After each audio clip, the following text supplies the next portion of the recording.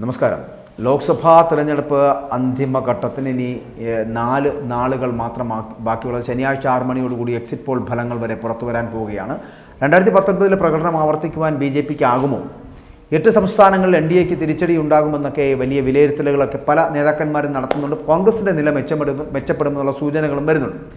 തെരഞ്ഞെടുപ്പ് ഫലം വരും മുമ്പേ തന്നെ യോഗം വിളിച്ചിരിക്കുകയാണ് ഇപ്പോൾ ഇന്ത്യ മുന്നണി എന്ന് പറയപ്പെടുന്ന ലോക്സഭാ തെരഞ്ഞെടുപ്പിൻ്റെ അവസാന ഘട്ടം ശനിയാഴ്ച നടക്കാനിരിക്കെയാണ് തെരഞ്ഞെടുപ്പ് ഫലത്തെക്കുറിച്ചുള്ള ചർച്ചകൾ സജീവമാകുന്നത് എന്ന് പറയേണ്ടിയിരിക്കുന്നു. ലോക്സഭാ തെരഞ്ഞെടുപ്പിൻ്റെ അവസാന ഘട്ടം എന്ന് പറയപ്പെടുന്നത് ഈ വരുന്ന ശനിയാഴ്ചയാണ്. ആ ശനിയാഴ്ച അത് നടക്കുന്നതോടുകൂടി തെരഞ്ഞെടുപ്പ് ഫലത്തെക്കുറിച്ചുള്ള ചർച്ചകൾക്ക് രാഷ്ട്രീയ കക്ഷികൾ സജീവമായി രംഗത്തെത്തുന്നു. ഭരണത്തിൽ പ്രധാനമന്ത്രി നരേന്ദ്രമോദിക്ക് 3ാം ഊഴം ലഭിക്കുമോ, അതോ ഇന്ത്യ മുന്നണി അട്ടിമറി വിജയം നേടുമോ എന്നുള്ള ചർച്ചകളാണ് ഇപ്പോൾ സജീവമാകുന്നത്. കാരണം 2019 അപേക്ഷിച്ച് പോളിംഗ് കുറഞ്ഞത് BJP സഖ്യത്തിന് തിരിച്ചടിയാണ് എന്ന് പറയപ്പെടുന്ന പല വിദഗ്ധന്മാരുമുണ്ട്. കേവല ഭൂരിപക്ഷത്തിന് വേണ്ട 272 സീറ്റ് BJP ഒറ്റയ്ക്ക് നേടില്ല എന്ന് യോഗേന്ദ്ര യാദവിനെ പോലുള്ളവർ അടക്കം പറയുന്നുമുണ്ട്. BJP സഖ്യത്തിന് 240-250 സീറ്റ് വരെയാണ് അവരുടെ പ്രവചനമെന്ന് പറയപ്പെടുന്നത്. കഴിഞ്ഞ തവണത്തേക്കാൾ വലിയൊരു വെല്ലുവിളി ഇക്കുറി BJP നേരിട്ടു എന്ന് വ്യക്തമാണ്. എന്നാൽ UP, ബീഹാർ, മഹാരാഷ്ട്ര, മധ്യപ്രദേശ്, രാജസ്ഥാൻ, ഹരിയാന, ഡൽഹി, കർണാടക തുടങ്ങിയ സംസ്ഥാനങ്ങളിൽ BJPക്ക് 2019 നേട്ടം ആവർത്തിക്കുവാൻ കഴിയുമോ എന്നുള്ള കാര്യത്തിൽ സംശയമുണ്ട്. പക്ഷേ കഴിയില്ല എന്നാണ് അറിയുന്നത്. ഇത് കോൺഗ്രസിന് ഗുണം ചെയ്യുമെന്നുള്ളൊരു പ്രതീക്ഷ ഉണ്ട് എന്നാണ് പറയപ്പെടുന്നത്. കഴിഞ്ഞ തവണ പ്രതിപക്ഷ നേതൃപദവി പോലും കിട്ടാതിരുന്ന കോൺഗ്രസിന് ഇത് ചിലപ്പോൾ നേട്ടമായേക്കാം. നേട്ടമാകുമെന്ന് നമുക്ക് പറയാൻ കഴിയില്ല, ചിലപ്പോൾ നേട്ടമായേക്കാം. BJPക്ക് നഷ്ടപ്പെടാൻ ഇടയുള്ള സീറ്റിൽ കോൺഗ്രസുമായാണ് ഇവർ പോരാട്ടം നടത്തുന്നത്. കുറഞ്ഞത് കഴിഞ്ഞ തവണത്തേക്കാൾ 30 സീറ്റ് വരെ കോൺഗ്രസ് കൂടുതൽ പ്രതീക്ഷിക്കുന്നുമുണ്ട്.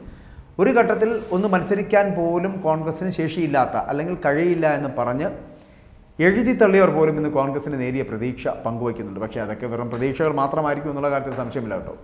ജൂൺ 1 ഈ അവസാനഘട്ട വോട്ടെടുപ്പ് നടക്കുന്നത്. അത് കഴിഞ്ഞാലുടൻ തന്നെ എക്സിറ്റ് പോളുകൾ പുറത്തു വരികയാണ്. അതിൻ്റെ ഫലം അറിയാനുള്ള കാത്തിരിപ്പിലാണ് ഈ രാഷ്ട്രീയ പാർട്ടികളും ഒപ്പം തന്നെ മുന്നണികളും എന്ന് പറയേണ്ടി വരുന്നു. അതേസമയം കോൺഗ്രസിനെയും സമാജ്വാദി പാർട്ടിയെയും കടന്നാക്രമിച്ചുകൊണ്ട് കേന്ദ്രമന്ത്രിയായിട്ടുള്ള ഗിരിരാജ് സിംഗ് ഇപ്പോൾ ജൂൺ 4 അതായത് ഈ തെരഞ്ഞെടുപ്പിൻ്റെ ഫലപ്രഖ്യാപനം വരുന്ന ദിവസം അത് വരുന്നതോടുകൂടി തന്നെ രാഹുൽ ഗാന്ധിക്ക് തൻ്റെ അവധിക്കാലം ആഘോഷിക്കുവാൻ വിദേശയാത്രകൾക്ക് തയ്യാറാവേണ്ടി വരുമെന്നും അഖിലേഷ് യാദവ് പാട്ടുകൾ പാടാൻ വേണ്ടി പോവേണ്ടി വരുമെന്നുമാണ് ഇപ്പോൾ ഗിരിരാജ് സിംഗ് പറയുന്നത്. അതായത് ഈ 6ാം ഘട്ട വോട്ടെടുപ്പ് പൂർത്തിയായിരിക്കുകയാണ്. ഇനി മുന്നിലുള്ളത് കേവലം ഒരു ഘട്ടം കൂടിയാണ്. അതായത് ശനിയാഴ്ച നടക്കാൻ പോകുന്നു. 7ാം ഘട്ട തെരഞ്ഞെടുപ്പ് അവസാനിക്കുന്നതോടുകൂടി 400 സീറ്റുകൾ എന്ന BJPയുടെ ലക്ഷ്യം അത് കൈവരിക്കുക തന്നെ ചെയ്യുമെന്നാണ് പറയുന്നത്.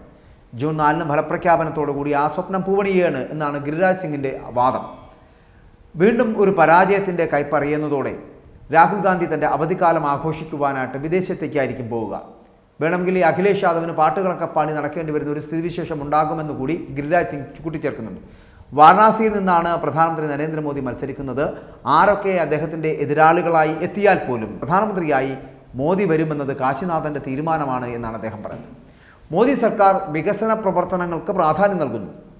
കോൺഗ്രസിൻ്റെ ഭരണകാലത്ത് എന്ത് വികസനമാണ് രാജ്യത്ത് ഉണ്ടായത് എന്ന് കൂടി ഗിരിരാജിൻ്റെ വിമർശനം ഉണ്ടാകുന്നുണ്ട്.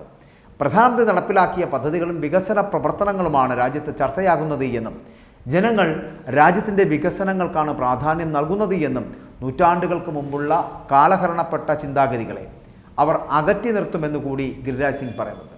മാത്രമല്ല ഈ വരുന്ന ജൂൺ 4 ഇത്രയും നാൾ രാഷ്ട്രീയ നിരീക്ഷകരടക്കം അല്ലെങ്കിൽ തിരഞ്ഞെടുപ്പിനെ നോക്കിക്കണ്ടിരുന്ന രാഷ്ട്രീയക്കാരടക്കം അണികളടക്കമുള്ളവർ തുറന്നു വച്ചതും പറഞ്ഞു നടന്നതും അല്ലെങ്കിൽ പലപ്പോഴും വന്ന പലതരത്തിലുള്ള എക്സിറ്റ് പോൾ ഫലങ്ങൾ അടക്കമുള്ള കാര്യങ്ങൾ ഒക്കെ